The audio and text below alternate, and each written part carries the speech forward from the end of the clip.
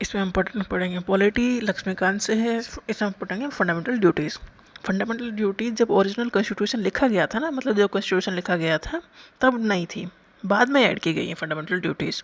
तो आर्टिकल ऐसा है, इसका है 51A। 51 नहीं है, 51A है, याद रखना, क्योंकि 51 आर्टिकल है DPSP का, जिसमें है इंटरनेशनल पीस एंड सिक्योरिटी, और 51A में है फंडामेंटल ड्यूटीज़। मतलब एक आर्टिकल में सारी फंडामेंटल ड्यूटीज़ आ गई हैं। ओरिजिनली 10 फंडामेंटल ड्यूटीज़ थी, एक बाद में ऐड की गई है, तो अब 11 फंडामेंटल ड्यूटीज़ हैं। According to article 51A it shall the duty of every citizen of India. मतलब फंडामेंटल ड्यूटीज़ क्या, मतलब हमारी ड्यूटीज़ हैं क्या, हमने राइट तो पहले ही ले लिए, ड्यूटीज़ भी तो होनी चाहिए ना कुछ। तो यह है to abide by the constitution and respect its ideals and institutions, the national flag, national anthem. ये पूछ लिया जाता है, 4 ऑप्शन दे देते हैं और उसमें कोई एक ऐसा दे देंगे जो इसमें बताओ कौन सी फंडामेंटल ड्यूटी नहीं है। तो अच्छे से थोड़ा समझ लेना कि फंडामेंटल ड्यूटी क्या है। जैसे नेशनल फ्लैग है, नेशनल एंथम है, कॉन्स्टिट्यूशन है, इंस्टीट्यूशंस है, इन सबको हमें रेस्पेक्ट देनी है। ठीक है, ये फंडामेंटल ड्यूटी है। नेशनल फ्लैग को, नेशनल एंथम को हमें इज्जत देनी है, ये याद रखना, क्योंकि जब कोई सेंटेंस आएगा तो समझ में आ जाएगा कि ये है कि नहीं है। तो ये हमारी फंडामेंटल ड्यूटी है। To cherish and follow the noble ideals that inspire the national struggle for freedom. Struggle for freedom जो है उसको भी चेरिश करना है, ठीक है, जो स्ट्रगल हुई है आज़ादी के लिए। To uphold and protect the sovereignty, unity and integrity of India. India की जो यूनिटी है, इंटीग्रिटी है, सोवरेनिटी है, उसे प्रोटेक्ट करना है, बचाना है। हमारे ऊपर कोई दूसरा राज ना करना पाए, हमारी यूनिटी को तोड़ ना पाए, हमारी इंटीग्रिटी बनी रहे। तो ये सब चीज़ें देखो, ऐसा नहीं कि हम नहीं पढ़ेंगे तो समझ में आ जाएगी ये ड्यूटी है, ये ड्यूटी नहीं है। तो एक आइडिया होना चाहिए कि फंडामेंटल ड्यूटीज़ में क्या है। हमारी जो नेशनल चीज़ें, एंथम है, ये फ्लैग है, इन सब की इज्जत करनी है। जो हमारी फ्रीडम ऑफ स्ट्रगल रही है, स्ट्रगल रही है फ्रीडम के लिए, उस पर उसे चेरिश करना है। हमारी यूनिटी, इंटीग्रिटी है, सोवरेनिटी है, उसे प्रोटेक्ट करना है। यूनिटी रहनी चाहिए कंट्री में, कोई हमारे ऊपर राज ना करना पाए, उसे प्रोटेक्ट करना है। To defend the country and render national service when called upon to do so. जब अगर मान लो कोई दूसरी कंट्री ने युद्ध कर दिया तो अपने देश को बचाना है, तो ऐसा उसके लिए तैयार रहना है, कंट्री को डिफेंड करना है, ये हमारी ड्यूटी है। ऐसा नहीं कह सकते कि भाई हम नहीं बचाएंगे अपने देश को, जाओ जो से राज करना कर लो।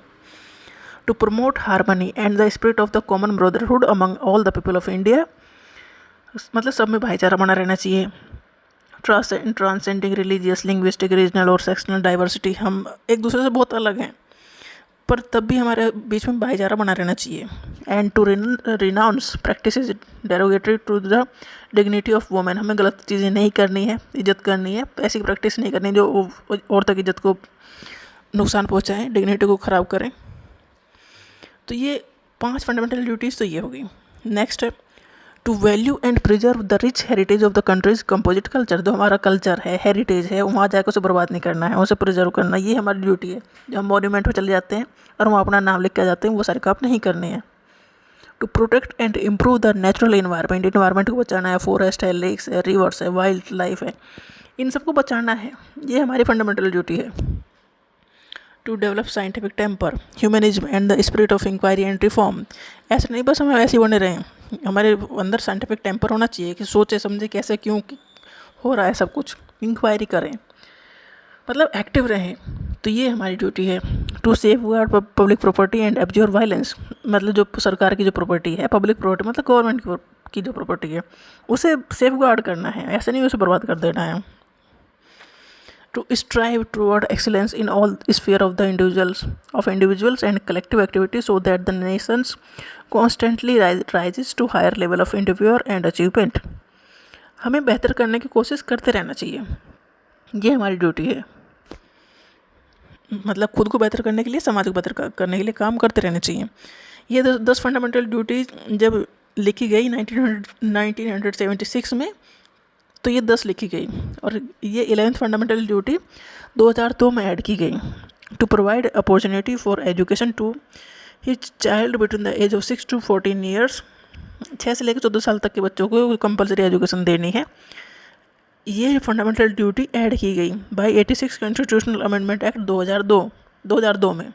देखो कॉन्स्टिट्यूशन में कुछ भी ऐड किया जाता है तो एक नंबर दिया जाता है। देखिए फर्स्ट बार ये ऐड किया गया, ऐसी 86 नंबर पे जो कॉन्स्टिट्यूशन में चेंज किए गए 2002 में, वो ये ऐड किया गया कि 6 से लेकर 14 साल तक के बच्चों के लिए फ्री एंड कंपलसरी एजुकेशन मिलेगी। कहाँ मिलेगी?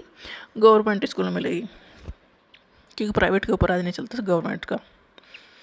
फंडामेंटल ड्यूटीज़ का आर्टिकल है 51A, ये पार्ट है 4th ए, कॉन्स्टिट्यूशन के 22 पार्ट हैं, उसके 4th ए पार्ट में, 4th ए पार्ट में फंडामेंटल ड्यूटीज़ हैं।